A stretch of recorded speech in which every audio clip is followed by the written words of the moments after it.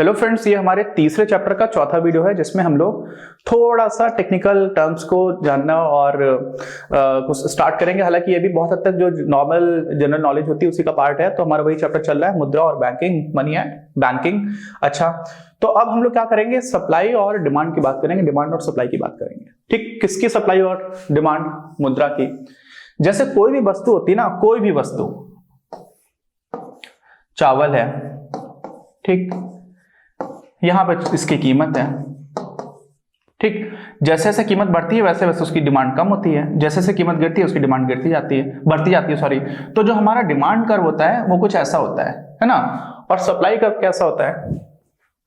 कुछ ऐसा होता है। जैसे जैसे आप प्राइस बढ़ाते जाओगे, ज्यादा से ज्यादा लोग चावल उगाना शुरू करेंगे तो चावल की सप्लाई बढ़ती जाएगी। नॉर्मल ऐसा रहता है।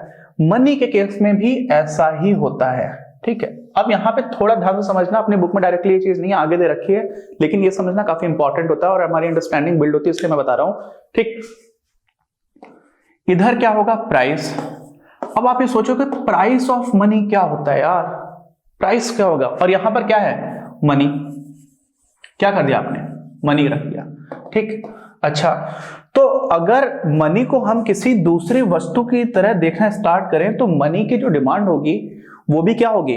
कुछ प्राइस के साथ गिरती जाएगी। जैसे जैसे प्राइस आपका गिरेगा और मनी की मांग बढ़ती जाएगी, है ना।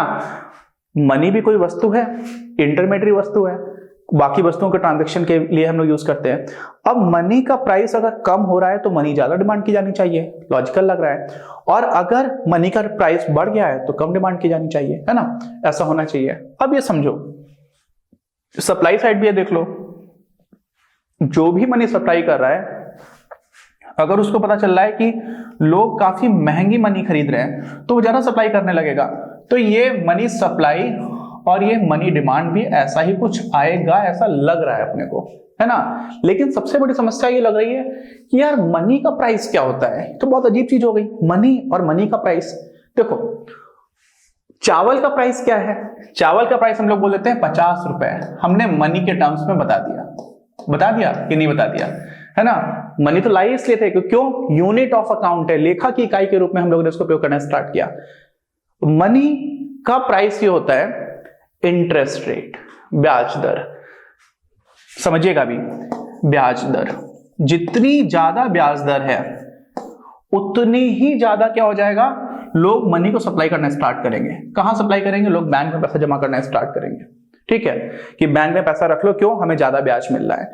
अच्छा, और अगर ज्यादा ब्याज मिल रहा है तो लोग ये सोचेंगे कि हम अभी पैसा यूज ना करें, हम पैसा जब बचा कर लें। क्यों? क्योंकि हम अगर जमा कर रहे हैं तो हमें ज्यादा इंटरेस्ट मिल रहा है, और अगर हम खर्च कर रहे हैं तो हमें बहुत महंगे इंटरेस्ट पे पैसा मिल रहा है। तो क्या हो रहा है, अगर बहुत महंगा ब्याज दर है, ब्याज दर महंगा मतलब क्या हुआ, काफी ऊपर हो आप यहाँ पे, तो ब्याज अगर बहुत ही ज्यादा आपकी ज्यादा है तो क्या हो जा रहा है, आप बहुत कम डिमांड कर रहे हो। तो डिमांड कितनी कर रहे हो? सिर्फ इतनी से कर रहे हो। जब ब्याज दर इतनी आ गई तो आप इतनी डिमांड करने लगे, तो आपकी डिमांड बढ़ती जा रही है, ठीक। और सप्लाई के केस में उल्टा हो जाता है। तो यहां पर ध्यान देने वाली बात है, जो प्राइस होता है ना मनी का, वो होता है ब्याज दर। ये चीज सबसे महत्वपूर्ण थी, ठीक। अच्छा, ये क्यों बताया? डायरेक्टली अभी इस वीडियो में यूज नहीं होगी, लेकिन इसकी अंडरस्टैंडिंग हम लोग आगे के 1-2 वीडियोस में आपको समझ में आ जाएगा कि क्यों बताया गया है। सबसे इंपॉर्टेंट चीज यही है, अभी तक 1 और 2 वीडियोस और आ जाएंगे, यही समझना कि किस तरह से ब्याज दर जो है वो मनी की का प्राइस होता है। मुद्रा की कीमत ब्याज दर द्वारा निर्धारित होती है। ज्यादा ब्याज दर है इसका मतलब मुद्रा उतनी ज्यादा कीमती पड़ रही है आपको, है ना। तो ये चीज समझेंगे। अच्छा, ये चीज हो गई। अभी देखते हैं एक एक करके सारी चीजें।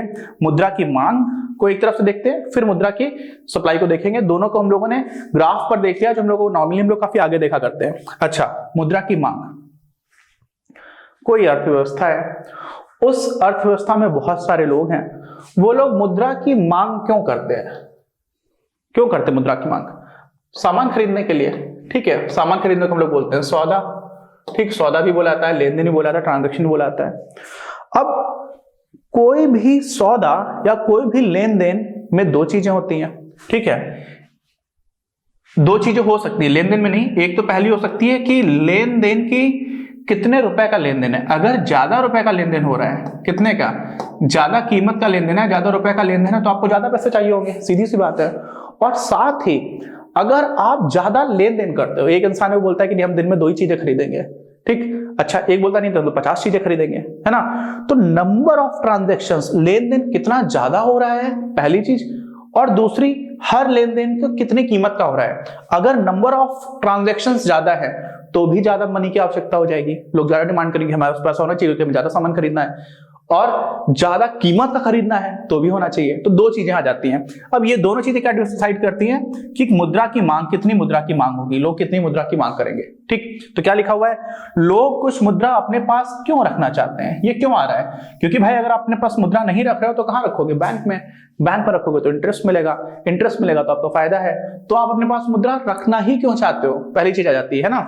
अच्छा, तो पहली चीज हमने बताया क्यों आ जाता है, क्योंकि ट्रांजैक्शन होने की जरूरत होती है। मुद्रा सौदों को करने के लिए आवश्यक है, सौदा मतलब लेन देन, सौदों की कीमत यह तय करेगी कि लोग कितनी मुद्रा रखना चाहेंगे, एक तो ये बात हो गई, और दूसरा कितने सारे सौदे होंगे, क्योंकि सौदों की मात्रा, ठीक है, दोनों चीजें, सौदे कितने करोगे और कितनी कीमत के करोगे, ये किस पर डिपेंड करेगा, ये डिपेंड करेगा कि आपकी इनकम कितनी है, आय कितनी है। तो अर्थव्यवस्था की आय अगर बढ़ रही होगी तो सौदे भी ज्यादा हो रहे होंगे और ज्यादा कीमत के हो रहे होंगे, औसतन, है ना, ऑन एन एवरेज एटलीस्ट जो सारे सौदे हैं उनकी मिलाकर के जो कीमत होगी वो तो ज्यादा हो जाएगी। क्यों, या तो लोग ज्यादा सौदे करने लग जाएंगे या ज्यादा कीमत के सौदे करेंगे, या दोनों ही चीज, नॉर्मली दोनों ही चीजें होंगी। तो जैसे जैसे आपकी आय बढ़ेगी आप ज्यादा ट्रांजैक्शंस करोगे। तो अर्थव्यवस्था में भी अगर आय बढ़ रही होगी ज्यादा, क्या हो रहा होगा, अगर ज्यादा आय बढ़ेगी तो ज्यादा आपके ट्रांजैक्शंस होंगे, और ज्यादा ट्रांजैक्शंस होंगे तो क्या हो जाएगा, आपको और ज्यादा मनी की आवश्यकता होगी, आप बहुत ज्यादा मनी की मुद्रा की मांग करोगे, ठीक है। देखिए क्या है कि क्योंकि सौदों की मात्रा आय पर निर्भर करती है, इसीलिए यह भी स्पष्ट होता है कि लोगों की आय में वृद्धि से मुद्रा की मांग भी बढ़ेगी, ठीक है। जितनी ज्यादा आय लोगों की हो जाएगी उतने ज्यादा ट्रांजैक्शंस करेंगे, उतनी ज्यादा मुद्रा की मांग बढ़ेगी। तो इतना समझ में आ गया। तो हमें क्या समझ में आया कि मांग जो है वो किस बात पर निर्भर कर रही है, सौदों से संबंधित है, इतना समझ में आ गया। अच्छा, लेकिन एक और चीज समझ लीजिए कि जब लोग अपनी बचतों को मुद्रा के रूप में रखने के बजाय, बचतों को मुद्रा के रूप में रखने के बजाय क्या हुआ कि आपके पास, आपको मिले 50,000 रुपए की सैलरी है, कितने की है, 50,000 की, आपने 50,000 में से 10,000 खर्च किया और 40,000 रुपए अपने घर के बेड में अंदर खोखलिया कर लिया, उसमें बना करके रख लिया। कुछ करप्ट ऑफिसर्स इस तरह का काम करते हैं, पॉलिटिशियंस भी करते हैं, मतलब ऐसा ऐसा भी चीजें आई है, एटलीस्ट मूवीज में तो दिखाते हैं ऐसा। अब देखिए, तो यहाँ पर क्या हुआ, पकड़े भी गए कुछ लोग ऐसे कि उनके बेड को खोला गया, करप्ट ऑफिसर्स ने, सीबीआई ने जांच की तो देखा गया कि बेड के अंदर पैसे डाल रखे हैं। तो इन्होंने क्या किया, इन्होंने अपने पैसे बैंक में जमा नहीं किए, इन्होंने रख लिया। अब इनको तो सैलरी मिल रही है, तो सबको पता है सैलरी मिल रही है, तो इनको नंबर 2 का तो काम है नहीं इनका। अब अगर इनको सैलरी मिल रही है और ये 40,000 के पूरे पैसे घर पे ही रख ले रहे हैं, तो क्या हो रहा है, ये इंटरेस्ट जो कमा सकते तो वो नहीं कमा रहे हैं। तो अगर इन्होंने बचत की होती, ठीक है, तो जो बचत है, बचतों को मुद्रा के रूप में रखने के बजाय अगर ये बैंक में रखते हैं तो उन्हें उस पर ब्याज भी मिलता है। इसलिए लोग कितना रुपया अपने पास रखेंगे ब्याज की दर पर भी निर्भर करेगा। समझ रहे हैं ना आप? आपको मैंने ग्राफ बता ही दिया था कि अगर ब्याज की दर ज्यादा है तो लोग सोचेंगे यार बैंक में जमा कर दो ना पैसा, ज्यादा इंटरेस्ट मिलेगा। लोग सोचेंगे ब्याज की दर कम है तो बहुत ज्यादा फायदा तो है नहीं, तो हम कम पैसा ही बैंक में रखें, ज्यादातर पैसा अपने पास ही रख लो। क्यों? कुछ खरीद लोगे या कुछ जो भी करना चाहोगे, तो ये चीज हो जाती है। तो इसमें क्या हो जाता है कि अगर ब्याज की दर ज्यादा है तो मांग कम है, ब्याज की दर कम है तो मनी यानी मुद्रा की मांग ज्यादा है। ठीक है, आगे बात समझ में। तो क्या हुआ, विशिष्ट रूप से जब ब्याज की दरें बढ़ती हैं, ठीक है, तो लोगों की प्रवृत्ति अपने पास कम से कम मुद्रा रखने की होती है, क्योंकि मुद्रा को रोककर रखने का अर्थ होता है ब्याज अर्जित करने वाले जमा धन का कम हो जाना। आप जो पैसा जमा करेंगे, जो आपका जमा धन है, जमा धन का मतलब क्या है, जमा मतलब डिपॉजिट, जो डिपॉजिट्स हैं वो कम हो जाएंगे तो आपको कम इंटरेस्ट मिलेगा। ठीक, सीधी सी बात है। तो हमने दो चीजें समझ ली। क्या क्या समझ ली? पहली चीज, कितने ट्रांजेक्शंस हो रहे हैं और कितनी वैल्यू के ट्रांजेक्शंस हो रहे हैं। लेकिन ये किस पर डिपेंड कर रहा है कि लोगों की इनकम कितनी है, आय कितनी है। तो पहला तो ये फैक्टर हो गया। दूसरा फैक्टर क्या हुआ कि इंटरेस्ट रेट्स क्या है, ब्याज की दरें क्या है। ठीक, अच्छा, ब्याज की दरों के साथ सौदों के साथ सकारात्मक रवैया है किसका, मुद्रा की मांग का। ज्यादा सौदे तो ज्यादा मांग मुद्रा की, और ब्याज दर ज्यादा तो कम मांग, ये ध्यान रखिएगा। ठीक, अच्छा, अब चलते हैं कहां पर हम लोग, यही आपका आ जाता है इंटरेस्ट रेट ऐसा है अगर और मनी डिमांड ऐसा है तो ऐसा गिर रहा होता है, ठीक, जो मैंने आपको बता करके दिखाया था। जैसे से आप क्वांटिटी ऑफ मनी डिमांडेड यहाँ पर लिख सकते हो, तो आप मांग ज्यादा तब कर रहे हो जब इंटरेस्ट रेट गिर रहा है, ठीक है, तो निगेटिव रिलेशनशिप है। ओके, ऊंची ब्याज दर मुद्रा की मांग में गिरावट, और हायर इंटरेस्ट रेट इसी को इंग्लिश में लिखा हुआ है मनी डिमांडेड कम्स डाउन, आप कम मांग करते हो। अच्छा, हम लोगों ने मांग साइड की बात कर ली, अब थोड़ा सा बहुत ही संक्षेप में बात कर लेते हैं आपूर्ति साइड से, सप्लाई साइड से, ठीक, क्योंकि हम लोग मनी डिमांड और सप्लाई दोनों को देखना है।